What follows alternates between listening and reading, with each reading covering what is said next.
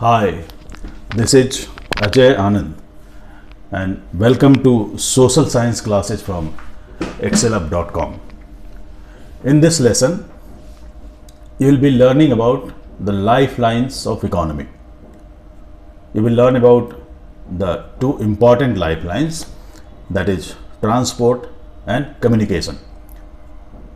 I'll be talking about land transport, water transport and air transport, and under the communication part I'll be talking about the telephone, mobile telephony, radio, then television.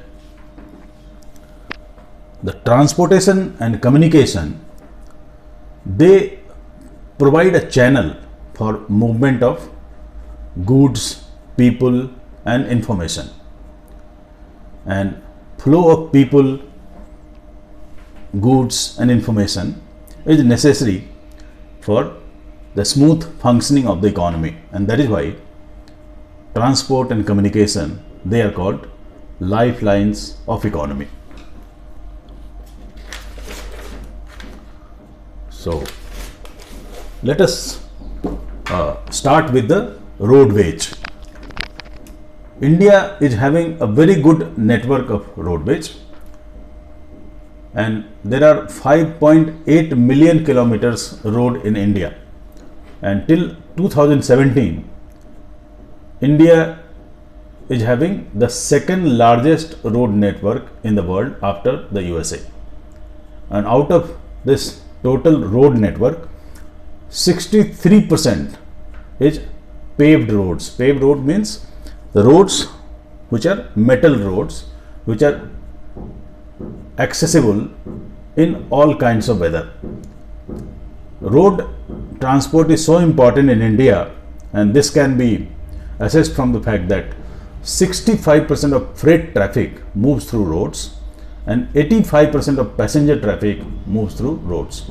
So this speaks about the importance of roads for our economy. In terms of road density, India is the number one country in the world. Right now, the national average is 142.68 kilometers per 100 square kilometer.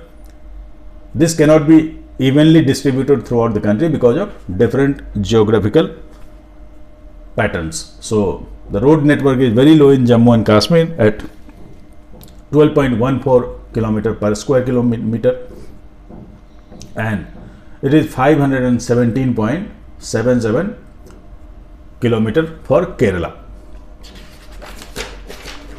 Roads are better than railways in many aspects, and there are various reasons for this. So let us try to understand why roads are better than railways. The cost of construction of roads is lower than that of railways.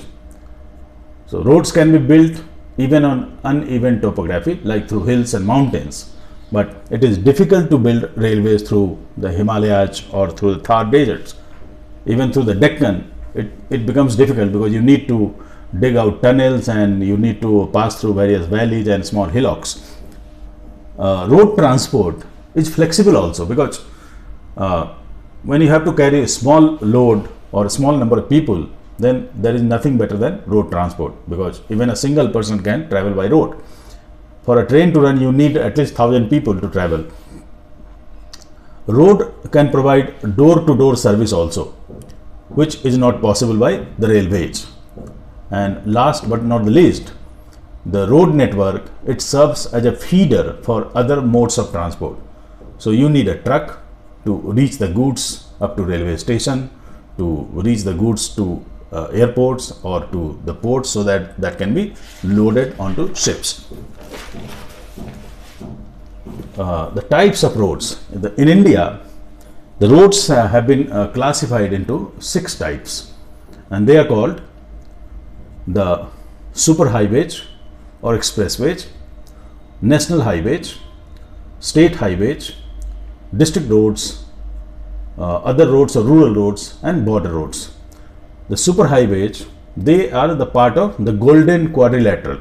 So this is a road network which connects the four corners of the country, right from north to south and from east to west. So the expressways or superhighways, they have more than 2 lanes. So most of them, they have 6 lanes on them. They have controlled access and they are toll roads. So one needs to pay the toll while traveling through expressway. Expressways, they are built and maintained by NHAI. NHAI stands for National Highways Authorities of India. The national highways, they link extreme parts of the country and they are built and maintained by CPWD. CPWD stands for Central Public Works Department. Then we have state highways which connect the state capital to district headquarters. The state highways, they are built by PWD, that is Public Works Department. District roads, they connect district headquarters to smaller towns. Then we have rural roads or other roads, and they are built under the Pradhan Mantri Gramin Sadak Yojana. Then there is a special category called border roads. For this border road organization, it was established in 1960 and its responsibility is to build roads in border areas, strategic areas. So these roads are mainly built for the security purposes, especially in the northeastern part of the country. Okay, apart from providing the logistic links to the security forces, the border roads, they also provide transportation facilities to people who inhabit these areas. So now let us come to railways. The Indian Railways is having a very dense network. So at present there are 7,133 railway stations in India, and there are more than 64,000 kilometers of railway line throughout the country. And Indian Railways is the largest public sector employer in the country. In fact, it is the largest employer, the public sector employer in the world also. The Indian Railways has been uses 3 types of railway lines, and they are called broad gauge, meter gauge and narrow gauge. The gauges depends on the gap between 2 rail lines. So for broad gauge, it is 1.676 meters. For meter gauge, the gap is 1 meter, and for narrow gauge, it is 0.762 on some sections and 0.610 meter on some sections. At present, most of the railway tracks, they have been changed to the broad gauge. So 77,300 kilometers has been converted to broad gauge. Okay, so since it is difficult to lay down railway lines in hilly areas compared to plains, so it is obvious that network density for railways is more in the plains compared to the hills or deserts. So you will find a dense network in the parts of Uttar Pradesh, Bihar and West Bengal compared to say Rajasthan or even Maharashtra or Karnataka, because most of the parts in central India, they are under the plateau. Now the railways is facing certain problems. The number one problem is the load of traffic on the existing infrastructure. So there are more trains than the infrastructure can handle, and because of this, the major routes, they are always chock-a-block with trains. Another problem is of ticketless travels. Many people, they do not buy tickets and they travel without ticket. Then there are people who pull the chain, which needs to be pulled in case of danger, but these people, they pull chain to stop the train as and when they need or they wish. So the chain pulling is a major nuisance, and it often results in delay of trains. So once a train is delayed, so many trains which is following this train can be delayed. So it can put the whole timetable out of order. Now after the railways, let us talk about the pipelines. The pipelines have traditionally been used to supply drinking water to different households or different places. But later on, pipelines, they were also being used to transport crude oil. petroleum products and natural gas. And transporting these things through pipeline becomes more convenient because it saves time, it saves costs also, and it saves unnecessary delay which can happen through road transport. In India, there are three major pipelines and which are shown on this map. So the number one is this pipeline, which is shown by the blue color. So this pipeline is called Noon Mati Kanpur. It runs from Digboi in Assam, this is Noon Mati, up to Barauni in Bihar and to Kanpur in Uttar Pradesh. There is a branch which starts from Barauni and goes to Haldia. Haldia is a port in West Bengal. So this pipeline, it carries crude oil from the oil wells of Assam to refineries in Barauni and Kanpur. Now the next pipeline is from Salaya in Gujarat to Mathura in Uttar Pradesh. This pipeline also brings crude oil from this oil field to Mathura. Then there are branches. One branch goes to Jalandhar in Punjab and another branch goes to Jaipur in Rajasthan. There is a third pipeline which is called HVJ or HBJ, where H stands for Hazira, V stands for Bijapur. Some people call it Bijapur also, so you can read HVJ or HBJ in different books. Then J stands for Jagdishpur.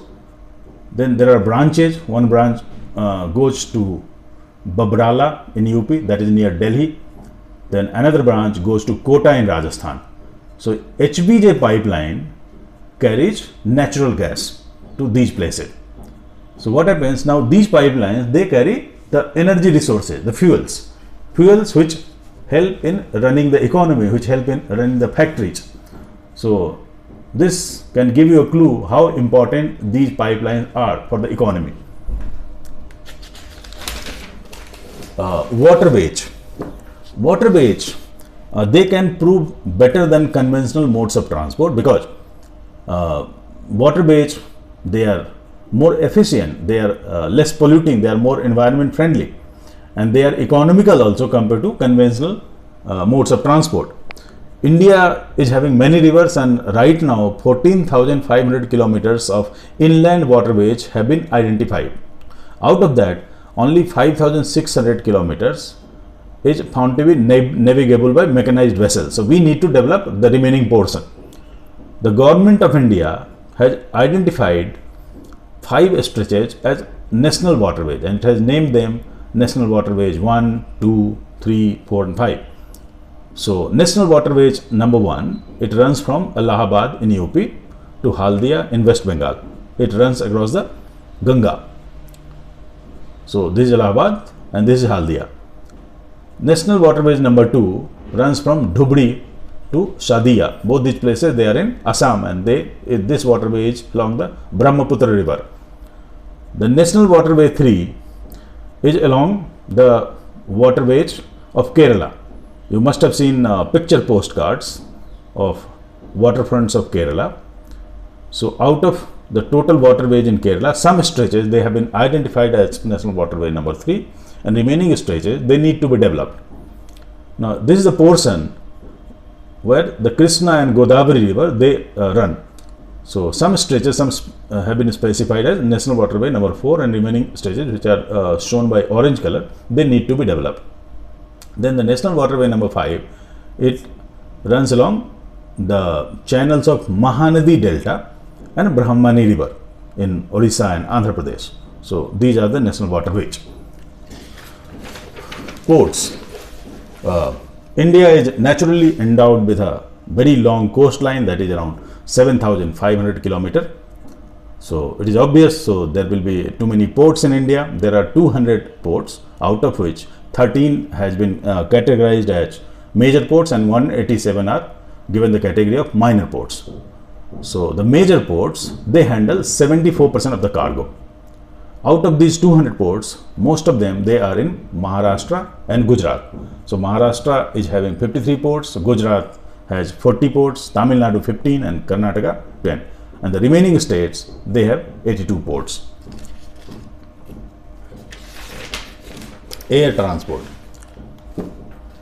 In terms of air transport also, now India is fully developed, we can easily claim, because as per data of 2017, India is the third largest civil aviation market in the world. And in 2016, the 131 million passengers, they were ferried by the aircrafts in India. The major airlines in India which are operating are Air India, Indigo, SpiceJet and Go Air, out of which Air India is owned by the government. The regulatory authority of air transport in India is named DGCA, that is Directorate General of Civil Aviation, which look after the regulations and controls of the air transport in India. The Indira Gandhi International Airport in New Delhi is the busiest airport in India. Recently, the government has announced a scheme that is named Udan RCS, where Udan stands for U is for Ude, D for Desh, AN is Aam Nagrik. So Ude Desh ke Aam Nagrik, and RCS stands for Regional Connectivity Scheme. Under this scheme, the government is planning to connect smaller towns with air transport so that common people, they can move to their selected destination at affordable prices, and people from smaller towns, they can also enjoy the comforts of air travel. Communication. Communication is all about flow of information. So this is basically about telephone, then also about the mass communication, that is television, radio and newspapers. As per 2019 reports, India is the second largest telephone market in the world, because there are 1.17 billion telephone subscribers in India. India is the second largest market in terms of number of internet users, with number is at 662 million. There are 121 crore people with mobile phones in India. So this speaks volumes about the potential and market of telephone in India. Before the advent of mobile telephone in India, people used to rely on the landline telephones. And there was an era when there was problem of connectivity. So the government started the facility of STD, that stands for subscriber trunk dialing. This facility connected even the remotest part of the country through telephone. And in those days, it became quite easier because of STD to call from one place to another. Before that, it was a nightmare. But now these things, they have become history thanks to the growing penetration of the mobile phone in India. As far as mass communication is concerned, we have television and radio. So the government radio channel is called Akashvani or All India Radio, and the television network is called Doordarshan. So Doordarshan is having the largest reach still, in spite of perforation of so many private television channels. So the Doordarshan and Akashvani, they reach every nook and corner of the country. Apart from them, there are private television channels, and there are so many. So they are accessed through DTH, that is called direct to home transmission. So right now there are 148 million TV homes which are connected to DTH. Okay, apart from them, we have a good number of newspapers and magazines, and the newspaper readership, it is also very high in India. To sum up, I talked about the road transport, I talked about the roadways, railways, then I talked about pipelines, about waterways, ports, air transport and communication. That's all for this lesson. Thank you.